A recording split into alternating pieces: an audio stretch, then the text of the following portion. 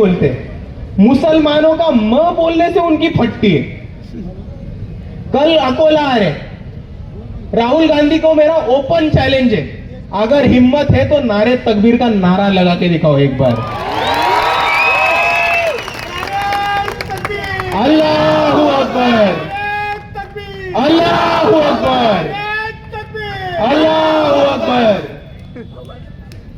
और दूसरी तरफ वंचित बहुजन आघाड़ी की स्टेज है, हमारे स्टेजों पे टीपू सुल्तान के फोटो लगते हैं।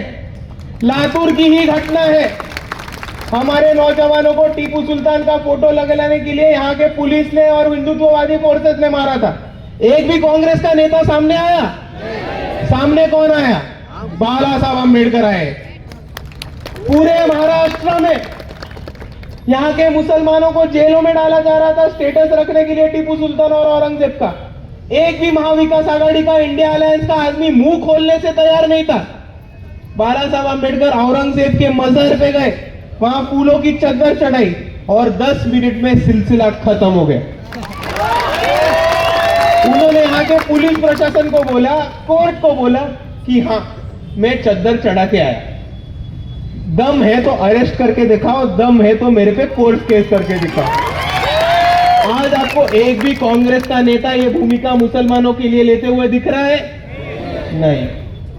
और दूसरी तरफ वंचित बहुजन आघाड़ी का स्टेज देखो, वंचित बहुजन आघाड़ी के लोग देखो, एनआरसी सीए के मसले में वंचित बहुजन आघाड़ी आपके साथ खड़ी रही।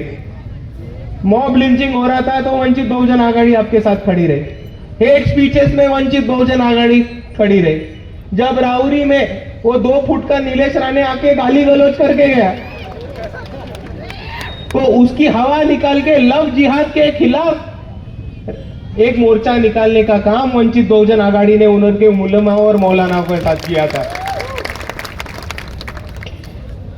मॉब लिंचिंग ना हो, हेट स्पीच ना हो, कल की तारीख में गिरिराज जैसे लोग या नीतीश राणे जैसे लोग मोहम्मद पैगंबर पे कुछ ना बोले, मुसलमानों के धर्म के ऊपर, कुरान के ऊपर, इस्लाम के ऊपर कुछ ना बोले, बाबा साहब या किसी भी महामानव के ऊपर कुछ ना बोले, इसलिए वंचित बहुजन आघाड़ी ने एंटी हेट स्पीच एक्ट और एंटी मॉब लिंचिंग एक्ट लाने का काम किया। और ये बाला साहब अम्बेडकर की जिद थी,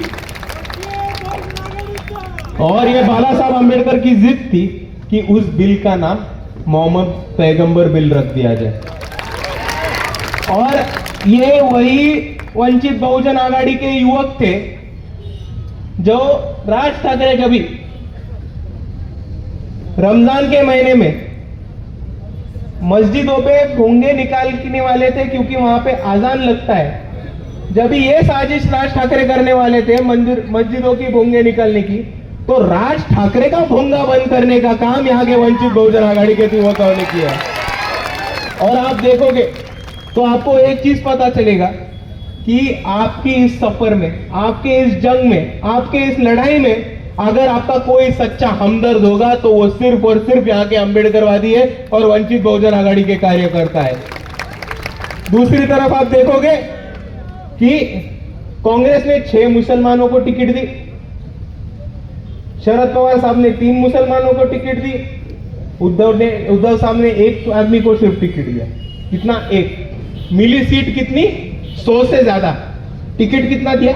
1। और दूसरी तरफ वंचित बहुजन आघाड़ी है जिन्होंने 20 से ज्यादा मुसलमानों के उम्मीदवार देने का काम किया है।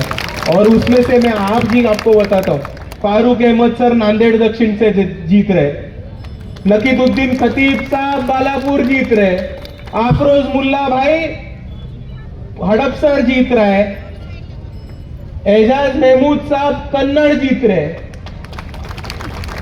और ये वंचितों के लोग, वंचितों के मुसलमान आमदार कल जब विधानसभा में जाएंगे तो आपको सच्ची में दिखाएंगे कि मुसलमानों के साथ खड़ा रहना क्या होता है, मुसलमानों की हिफाजत करना क्या होता है।